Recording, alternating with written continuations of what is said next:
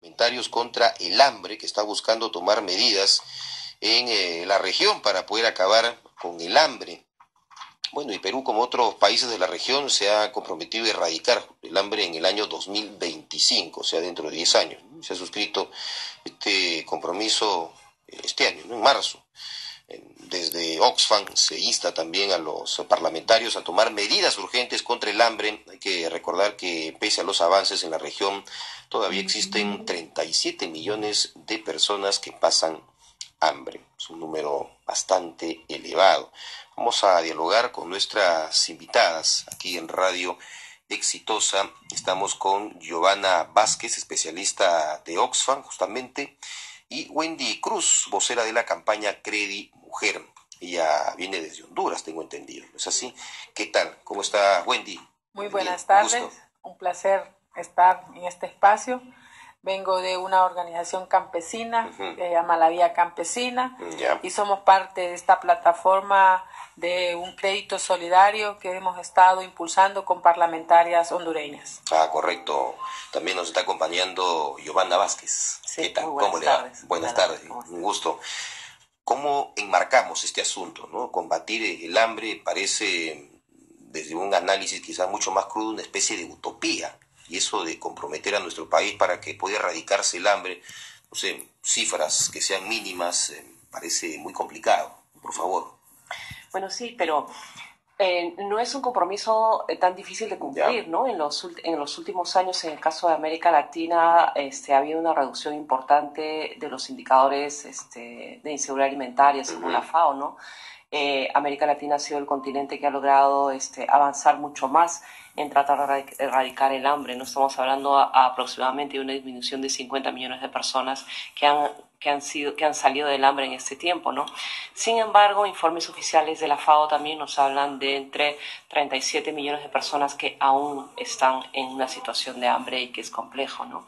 El foro que se está realizando ahora en Lima es un foro regional con parlamentarios de distintos lugares de América Latina y se está trabajando mucho políticas regionales que tienen que ver con erradicar el hambre en el marco de lo que se ha llamado el Plan de la CELAC, que es un compromiso firmado con todos los gobiernos de América Latina para erradicar el hambre en la región hacia el año 2025. Depende, por cierto, de la voluntad también, ¿no? El compromiso de los diferentes gobiernos. Y esto va a ser muy utilizado, seguro, también en la campaña electoral, ¿no? ¿Cómo observan ese aspecto? Probablemente, ¿no? Porque en realidad es una discusión global, no solamente pobreza, todo van de la mano. Nacional, ¿no? O sea, tú sabes que en Nueva York acaban de lanzar en noviembre último los objetivos de desarrollo sostenible y los dos primeros objetivos están muy vinculados a la discusión sobre seguridad alimentaria, ¿no? El objetivo número 1 estamos hablando de erradicar la pobreza y el objetivo número 2 es acabar con el hambre en el mundo, ¿no? Y esos ya son compromisos que son globales, ¿no? Entonces sí creo que va a entrar en la agenda política de los distintos países de la región, ¿no? Porque es una discusión global y es una discusión importante. Correcto. Bien, en Honduras la circunstancia, digamos, el panorama no es muy distinto, ¿no, Wendy? Sí, precisamente en Honduras tenemos una grave situación de la pobreza. Casi el 79% de la población en Honduras, que somos más de 8 millones de personas, estamos en pobreza, pero de ese 79% tenemos una pobreza del 47%, de extrema pobreza del 47%. Es precisamente que las organizaciones de los movimientos sociales estamos haciendo unos esfuerzos porque las políticas públicas sean en una colaboración que sean formuladas desde las necesidades de las comunidades. Precisamente yo vengo de una organización campesina donde nosotros le hemos aportado a este proceso político en relación a las necesidades de un marco de la seguridad y la soberanía alimentaria, pero nosotros decimos que necesitamos leyes que tengan presupuesto. Y ese es uno de los retos que tienen los diferentes parlamentos, de asegurar mayor inversión en la producción agrícola. Y es así que nosotros hemos desarrollado lo que es una demanda al Estado de Honduras sobre el establecimiento de un programa de crédito solidario. ¿Por qué de crédito solidario? Porque las mujeres somos una de las más excluidas. Por ejemplo, en Honduras hay 2 millones de mujeres en el área rural y de cada 100 mujeres, 89 mujeres no tienen tierra. O sea que el 89% de las mujeres en el país no tienen tierra, igual el 69% de los hombres no tienen tierra en el país. Entonces, y la inversión en el agro del presupuesto general de la República es del 1.14%. Entonces, este vínculo que hemos hecho con las parlamentarias, nosotros les decimos, ¿cómo es posible que un gobierno esté mandando un mensaje positivo de inversión en seguridad o soberanía alimentaria cuando el presupuesto general de la República nos está reflejando la poca inversión? No se condice en lo absoluto, no hay una contradicción absoluta, ¿no? Exactamente. Entonces, a raíz de eso hemos conformado, ¿verdad?, esta alianza con parlamentarias para que se puedan promover políticas públicas desde las necesidades de las comunidades. Y aparte de eso, que haya un reconocimiento del papel que juegan las mujeres campesinas, indígenas y garífunas en la producción de alimentos. Claro, porque nada sirve a veces, y eso lo vemos aquí también de parte de los gobernantes, no solamente en esta parte del mundo, sino en todo el mundo, ¿no? Todos se comprometen, lo vamos a hacer, nos proyectamos para tal fecha, pero es letra muerta. Es papel, ¿no?, que aguanta absolutamente todo. Y lo está graficando con un claro ejemplo. Aquí en nuestro país también, ¿no?, se habla mucho acerca de combatir, por ejemplo, la TBC, que es una de las enfermedades recurrentes que tenemos en el país, reducir la pobreza, pero los presupuestos siguen siendo pues muy exiguos. ¿A qué se debe ese doble? A ver, ¿cómo analizan ustedes ahí en Honduras? ¿A qué se debe ese doble mensaje, ¿no? Por un lado yo digo, sí, lo voy a hacer, pero por el otro no suelto nada, o mínimo nada más. Yo creo que es la necesidad de que los parlamentarios escuchen a sus poblaciones de unas necesidades verdaderas. Los parlamentarios están cuestionando que el derecho a la alimentación es un derecho de toda ciudadanía, pero ese derecho no debe pasar por la comercialización de la producción campesina. Eso, efectivamente, ahí va, ¿no? El asunto es netamente comercial, porque donde hay una necesidad se generan también, ¿no?, grandes firmas, corporaciones, muchas empresas, intereses, porque si se acaba con el hambre, ¿a qué se van a dedicar también estos otros, no? Es igual, si se acaba la guerra en el mundo, ya no hay negocio, pues, para los traficantes, para los comerciantes de armas, para que no se sientan ofendidos también, ¿no? Precisamente esos son los avances que tenemos que exigir a los legisladores. Y yo creo que tenemos un compromiso como ciudadanos y ciudadanas de tener un vínculo muy cercano de los parlamentarios y tener estos procesos de veeduría social donde tenemos que exigir a los estados de nuestros países la inversión verdadera en el desarrollo del agro, pero para eso tenemos que vigilar que esos presupuestos sean aplicados como dicen las leyes. Y por ejemplo en Honduras hay un fideicomiso que se llama el Fondo de Reactivación del Agro, y el 90%, que son más de 50 millones de lempiras, 150 millones de lempiras, pero el 90% de eso lo invirtieron en los agrocombustibles, en la siembra de palma, en la caña. Entonces nosotros le preguntamos al gobierno, eso es invertir en la producción de alimentos que necesitamos en el país cuando estamos exportando casi el 90%, por ejemplo, del arroz que nos comemos los ciudadanos hondureños. Entonces, ante eso, yo creo que ya no le vale decir a los políticos que no conocen o que no miran la realidad de esta población. Y es por eso que nosotros, los de abajo y los más excluidos, tenemos que organizarnos y tener un proceso de veeduría permanente ante los gobiernos para que se puedan corregir las políticas públicas hacia el agro. No puede seguir, por ejemplo, el tema de la concentración de la tierra, que es un problema grave para la producción de alimentos a nivel del mundo. Y se parece mucho a la realidad peruana, ¿no? En algunos casos, a la realidad peruana. Aquí el agro está sometido también, literalmente, en el país. Salvo algunas excepciones. Sí, la verdad que hay necesidad de que existan mayores políticas públicas para promover un sector importante. Mayor desarrollo, porque, importamos algunos productos que han salido de acá, ¿no? Históricamente, por ejemplo, la papa. Importamos papa también, ¿no? No es posible, no podemos nosotros autosostenernos. Claro, pero aún los estudios nos dicen que, bueno, el 60% de los alimentos que se comen en el caso peruano y a nivel de América Latina los porcentajes son similares, están producidos por el sector de pequeña agricultura, que es el sector que justamente, como bien dice Wendy, necesita inversión y necesita política pública, ¿no? En el caso peruano creo que han habido avances importantes con la aprobación de la ley de agricultura familiar, que ha sido hace un tiempo, que está siendo ahora reglamentada y nombrada, y con la discusión persistente en el Congreso sobre la ley de seguridad alimentaria, ¿no? Países como El Salvador también están en procesos de discusión de su nueva política con respecto a la alimentación, con la ley también de seguridad y soberanía alimentaria. Entonces, sí me parece importante también tener la posibilidad de aprender de otras experiencias regionales, ¿no? Como el caso brasileño, ¿no? Tú decías hace un momento de qué depende de que existan realmente políticas y el discurso se convierta en algo práctico, ¿no? Creo que Brasil en términos de políticas alimentarias, es un ejemplo muy importante, ¿no? O sea, creo que Brasil fue uno de los gobiernos que colocó realmente en la agenda pública el acabar con el hambre en el mundo. Entonces, creo que esa es una experiencia que otros países de América Latina pueden mirar y poder aprender de ese proceso, ¿no? Estamos conversando aquí en Radio Exitosa acerca de qué alternativas se pueden plantear para poder acabar con el hambre en el mundo, pero sobre todo en esta región, la región latinoamericana, porque se está realizando este foro internacional de parlamentarios contra el hambre que está buscando tomar este tipo de medidas. Nos están acompañando Giovanna Vázquez, especialista de Oxfam, y Wendy Cruz, vocera de la campaña Credi Mujer. Ella viene desde Honduras, ¿no? Representación justamente de su país, para poder aportar también con sus conocimientos y poder entregarnos algunas alternativas, más o menos cuál es el camino que deberíamos de seguir como gobierno. Los teléfonos son el 251-9422 y 467-4499. Ahí tienen los auriculares a la mano para poder hacer uso de ellos y escuchar ya las llamadas que comienzan a ingresar a nuestros teléfonos. Aló, buenas noches. Buenas noches, señor Ángel. Gusto de saludarlo. ¿Cómo le va? Adelante. Sí, quería decirle, la única manera de cambiar todo este caos es sacando el voto preferencial y arreglando nuestra Corte Suprema Constitucional.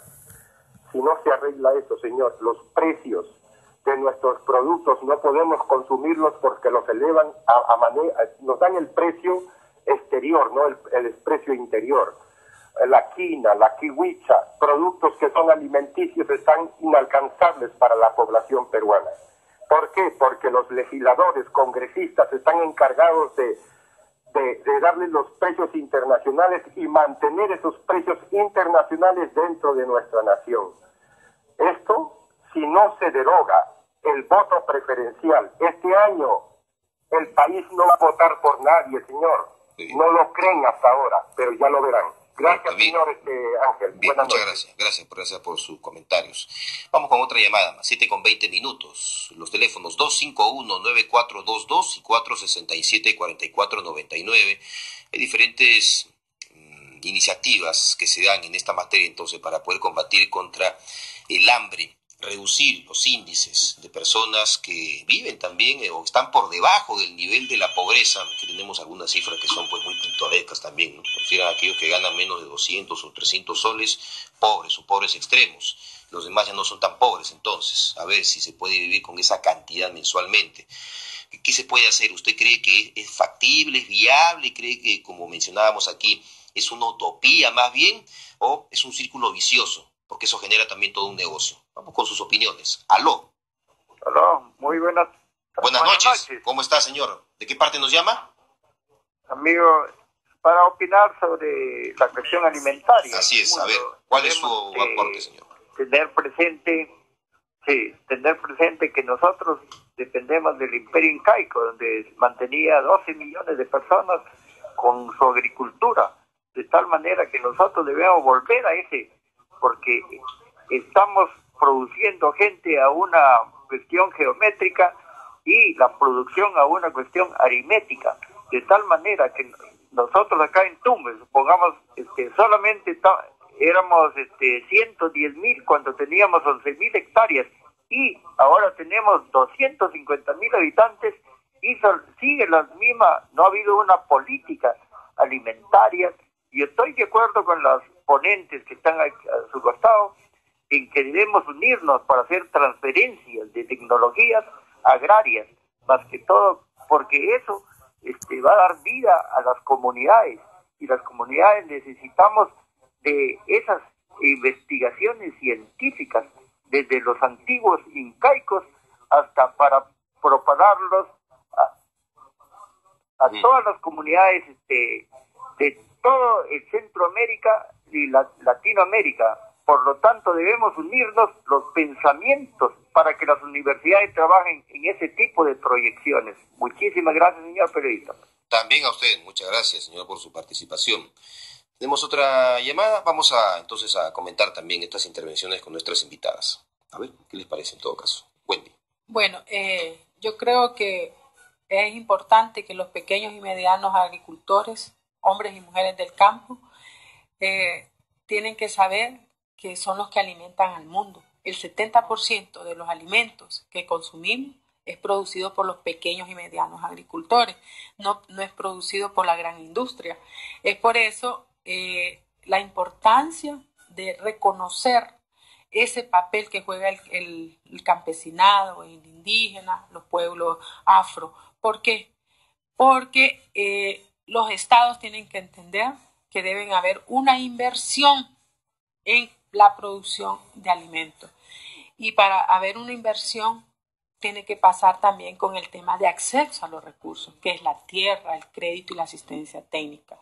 Y nosotros le agregamos, debe haber una producción sostenible con el ambiente, porque ya miramos todos los efectos del cambio climático que tenemos actualmente y las pérdidas de la producción alimentaria, el fenómeno del niño, el fenómeno de la niña, cómo nos afecta y especialmente a las comunidades indígenas.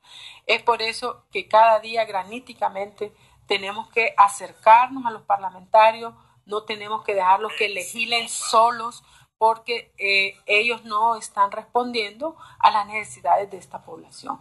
Y es por eso que solo planteándole desde nuestras necesidades, nosotros tenemos propuestas para poder salir de esta gran crisis de hambre, porque si no nos unimos como ciudadanos y ciudadanas, esta crisis del hambre puede hacer, como decimos en nuestro país, puede hacer una guerra. ¿Por qué? Porque cuando la gente tenga hambre, nadie la va a detener. Y la gente debe de reconocer que no es una responsabilidad de solo las personas que viven en el campo, sino que es una responsabilidad de toda una ciudadanía en un país. Bien, son las 7:24. Vamos, antes de continuar, con información que tenemos en vivo desde San Isidro con Mariela Ludeña. Mariela, te escuchamos. ¿Cómo estás, Ángel? Buenas noches, con información en vivo. Efectivamente, aquí en el distrito de San Isidro, cuando hace unos instantes se acaba de inaugurar un local de campaña, en este caso del Partido Aprista Peruano, justamente el líder del Partido de la Estrella, Alan García Pérez, candidato presidencial, también va a dar cuenta de su plan de gobierno 2016-2021. Es un plan que contiene 12 puntos importantes a los que han denominado Plan Bicentenario. Consta de algunos temas importantes para la población, como por ejemplo reducir la pobreza menos del 10%, también el tema de FP, tarjetas de crédito, en el caso de la ONP, aumento de pensión parte entonces de los puntos del plan de gobierno del candidato presidencial, del líder del partido aprista, Alan García Pérez. Justamente en este momento está dando un discurso a los asistentes, militantes y simpatizantes elevada, programática, de propuestas y de serenidad. Sabiendo, repito, que cualquier intemperancia, cualquier belicosidad exagerada va a complicar las situaciones que seguramente no sufrirán los candidatos, sino el pueblo, en su desempleo, en su desasistencia y en el desorden que existe en las calles. Por eso el primer plan de gobierno es concertar la unión, si no electoral, la unión de propuestas y la decisión firme de que cualquiera sea el ganador convoque a todas las fuerzas políticas a hacer un gobierno de unidad y de concentración nacional. El haber tenido alguna responsabilidad en el gobierno de estos años me permite vislumbrar, me permite avisorar difíciles circunstancias que no pueden ser cubiertas con entusiasmo o triunfalismo, sino que exigen conducción serena pero unitaria del país. Y por eso hemos advertido, en segundo lugar, que la campaña ha de ser propositiva, que no responderemos ninguna agresión ni insulto. Si alguien los profiere o los comete, será de su responsabilidad, pero no de quien habla o del partido aprista. Porque la responsabilidad de ser potencialmente gobierno obliga a actuar en concordancia con esa responsabilidad futura y a consolidar los lazos estrechos de unión con todas las fuerzas, o con casi todas, a las cuales tenemos que hacer llegar estos planteamientos para conversar con ellas, ganar tiempo antes de la elección, o bien logrando medidas del actual sistema parlamentario gubernamental, o bien concertando alianzas y unidades en torno a criterios para más adelante. Este es mi pedido a todos los apristas. Tenemos que estar a la altura de la responsabilidad de este momento, porque de no hacerlo, la caída del Producto Bruto, la reducción en las inversiones y el desorden callejero y de la inseguridad serán mayores. Tenemos que convocar o ser convocados, no centralizar en nosotros las ideas y las propuestas, sino atender al llamado de otros, si es que así lo desean, para mostrarle al país que tiene futuro en la unidad de las fuerzas políticas. Parte de la intervención del líder del Partido Aprista Peruano, Alan García Pérez, dando cuenta acerca de su plan de gobierno para el 2016-2021. San Isidro, Mariela Ludeña, Proyecto Noticias. Bien, muchísimas gracias, Mariela. Ya se nos agota también el tiempo, 7:29. Vamos a darle las gracias a nuestras invitadas, Giovanna Vázquez, especialista de Oxfam, y Wendy Cruz, vocera de la campaña Credit Mujer, en esta iniciativa, este foro que se está desarrollando, foro internacional, parlamentarios contra el hambre aquí en nuestro país. Muchas gracias a ambas por estar presentes en Radio Exitosa. Muchas gracias.